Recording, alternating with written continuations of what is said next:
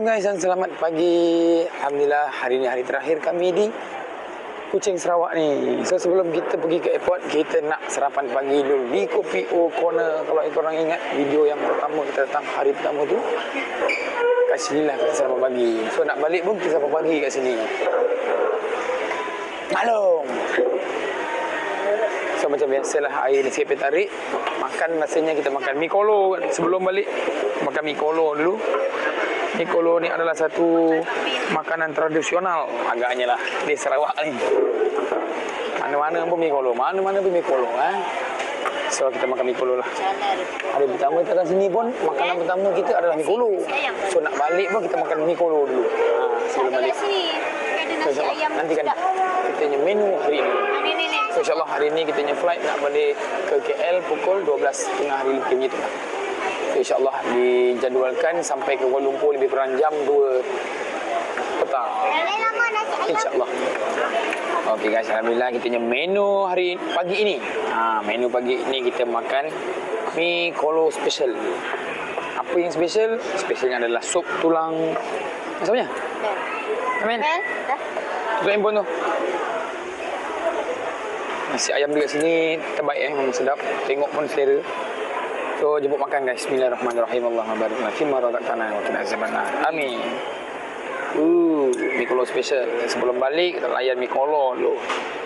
Mi kolo ni boleh dikatakan menu ni tradisional bah?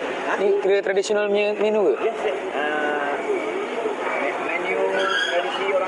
Tradisi orang Sarawaknya mi kolo ni. Apa datang mi kolo? Kolo ke kolok? Kolok, K-O-L-O-K. Kolok. So siapa yang datang Sarawak ni wajib rasa mi kolo. Okey, jom makan. Bismillah.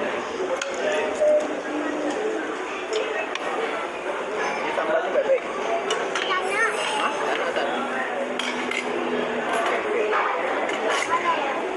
Okey guys, alhamdulillah selesai kita punya sarapan pagi tadi. Sekarang ni kita dah sampai di Kuching International Airport dan kita nak terbang ke Kuala Lumpur.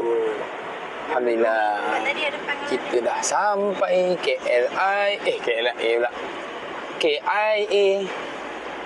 Kita nak pergi KLIA sekarang dekat KIA.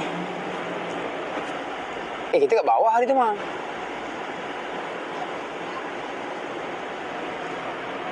So kita tengah cari parking, nak turunkan barang. Lepas tu kita nak check in, kita terbang.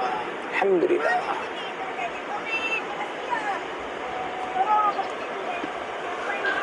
Okay, sekarang ni kita menuju untuk print boarding pass. Sebentar saja lagi kita akan berlepas daripada KIA ke KLIA.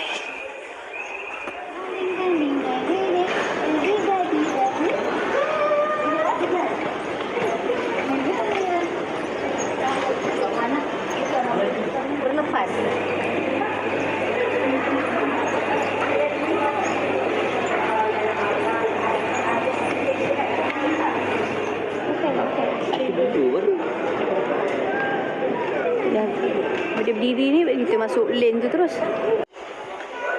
Alhamdulillah selamat sampai di KLIA. Wah seronok macam Sarawakian. Apa maklum? Nanti calling-calling Sarawakian.